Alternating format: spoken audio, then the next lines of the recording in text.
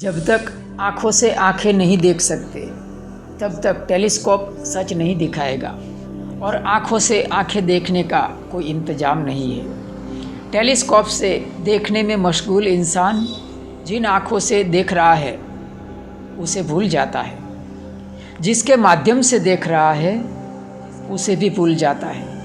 द्वितीय पुरुष एक वचन हमें भुलावे में डाल देता है। हर खोजकर्ता को एक स्थान पर आकर अंधा बन जाना है, दोबारा फिर से वहीं रोज़मर्रा की ज़िंदगी में उलझ जाना है। यदि मुझे दोबारा जीवन मिलता है तो प्लम्बर बनना चाहूँगा। यह कोटेशन था भौतिकी विज्ञान के पितामह आइंस्टाइन का। समय, आकाश और गुरुत्वाकर्षण एक अनुभवगम्य अभौतिकी विषय है। उसे क्लासरूम में समझने समझाने की हमारी कोशिश हमेशा नाकाम ही रहेगी। जितना सुलझाएंगे आगे उलझन उतनी ही बाकी रहेगी। चलिए इस बहाने कम से कम मनोयात्रा की मजा तो लेते हैं। टाइम कोई भौतिक पदार्थ नहीं है। टाइम दो घटनाओं का मध्य है। हृदय की दो धड़कन के बीच का अंतराल समय है। घड़ी की दो टिक टिक के बीच का अंतराल को एक सेकंड का समय कहा जाता है। यदि दो टिक टिक ना हो तो समय जैसा कुछ नहीं है। समय के लिए पदार्थ और पदार्थ की गति का होना अनिवार्य है। इसीलिए समय यात्रा लॉजिकली और मैथमेटिकली संभव लगती है, लेकिन वास्तव में यह संभव नहीं है। समय पूरी तरह से पदार्थ पर निर्भर है, परतंत्र है।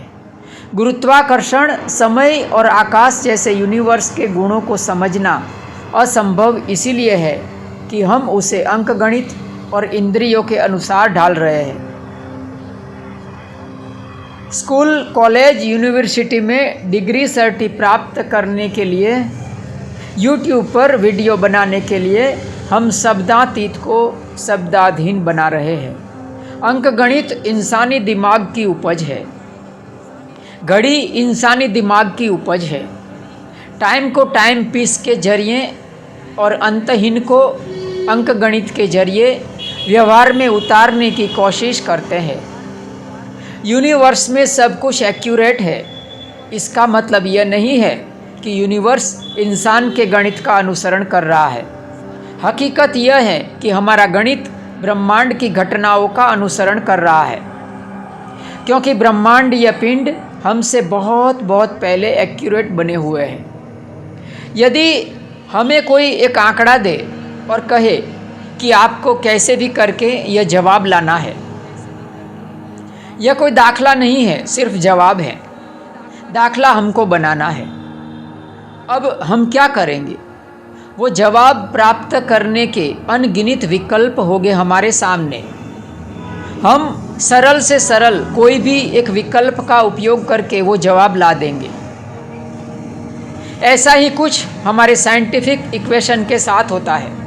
बड़े बड़े इक्वेशन इसी तरह से निकल आए हैं। इस ब्रह्मांड के पास सिर्फ जवाब है, उसका दाखला नहीं है, और वो जवाब पर से हमने हमारी सरलता के अनुसार दाखला बनाया हुआ है। सुख दुख में समय तेज या धीमा महसूस होता है। कछुआ 150 साल तक जीता है, मक्खी 2 दिन में मर जाती है। क्या ये समय यात्रा है? नहीं ना। अभी ऐसा मत कहना कि समय यात्रा से हमारा यह मतलब नहीं था। दरअसल इसी फिनोमिना को ही हम समय यात्रा समझ रहे हैं। बेहोशी समय को तेज कर देती है। समय को तेज करने के लिए बेहोश होना जरूरी है। जितनी लंबी बेहोशी, समय उतना ही जल्दी खत्म हो जाएगा। सोते सोते साल बीत जाएगा तो भी पता नहीं चलेगा। इससे उल्टा जागरूकता जितनी गहरी, समय उतना ही धीमा महसूस होगा। किसी का इंतजार करते हैं तो कैसा लगता है? ऐसा लगता है मानो जैसे घड़ी चलती ही नहीं है। इंतजार और उम्मीदें इंसान के जीवन को लंबा कर सकती है। बिल्कुल तरोताज़ा और तंदुरुस्त। उम्मीद और इंतज़ार का अभाव इंसान को बीमार और अल्प आयु कर सकता है। क्या यहाँ समय तेज या धीमा हो जाता है? नहीं ना। कोई आदमी 6 महीने सोएगा और 6 महीने जागेगा तो उसके लिए समय धीमा महसूस होगा। 6 महीना उसके लिए मात्र एक दिन रात की तरह काम करेगा। स्पेस में यही होता है। दूरी 2 धड़कन के बीच के अंतराल को बढ़ा देती है। घड़ी के टिक टिक के बीच के अंतराल को बढ़ा देती है। अवकाशीय पिंड की यात्रा को लंबा कर देती है। आदमी 6 महीने तक बेहोशी में रहेगा, उसको भनक तक नहीं लगेगी। इससे उल्टा भी हो सकता है। समय बहुत तेज गति से जाता हुआ भी महसूस कर सकते हैं। कोई एस्ट्रोनॉट स्पेस में जाकर 1 साल के बाद वापस आता है तो हो सकता है कि वो उसके पिता से भी वो बूढ़ा हो गया हो। उसके पिता 50 साल के हो और वो 70 साल का दिखने लगे। स्पेस में कोई स्थान पर जाने से समय धीमा महसूस होता है। वैसे कोई स्थान पर जाने से समय तीव्र भी महसूस हो सकता है। यह सिर्फ एक भ्रांति है जिसको सब ब्रह्मांडीय पिंड अनुभव करता है, मगर रजुआत कोई नहीं कर सकता।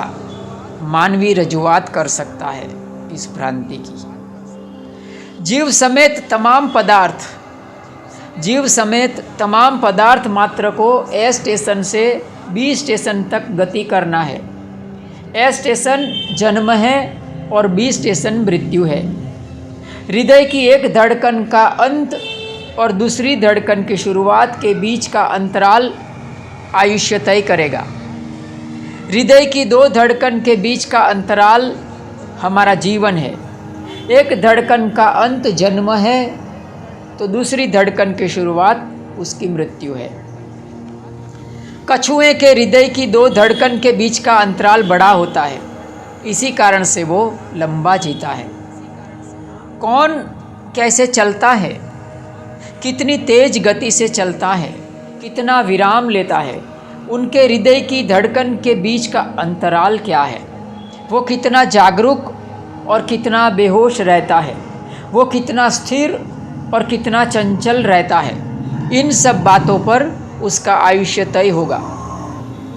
जो आदमी जीवन को जितना जल्दी जी लेगा उतना ही वो जल्दी मर जाएगा। जो आदमी जीवन को जितना धीमे जिएगा वो उतना ही लंबा जिएगा। यहाँ समय धीमा या तेज होता नहीं है, हमें ऐसा महसूस होता है। यदि आप लंबा जीना चाहते हैं, पृथ्वी पर रहकर समय को धीमा कर देना चाहते हैं, तो इतनी बातों का अनुसरण करिए। आपको आपके हृदय की 2 धड़कन के बीच के अंतराल को बढ़ा देना है। इसके लिए ध्यान का अभ्यास करें, स्थिरता का अभ्यास करें, जागरूकता का अभ्यास करें। मिले हुए जीवन को धीमे धीमे जिए, आपके लिए समय धीमा हो जाएगा। आप अपने ही पोते पोती के सामने युवान दिखेंगे। इसके लिए स्पेस में जाने की ज़रूरत नहीं है, ब्लैक होल के इर्द गिर्द जाने की ज़रूरत नहीं है। यही सब बातें ब्रह्मांड में ब्रह्मांडीय पिंडों को भी लागू होती है, लेकिन जटिलता कोई बार नशा बन जाती है। सरल चीज़ों को भी जटिल बनाकर रजू करने में खुशी मिलती है।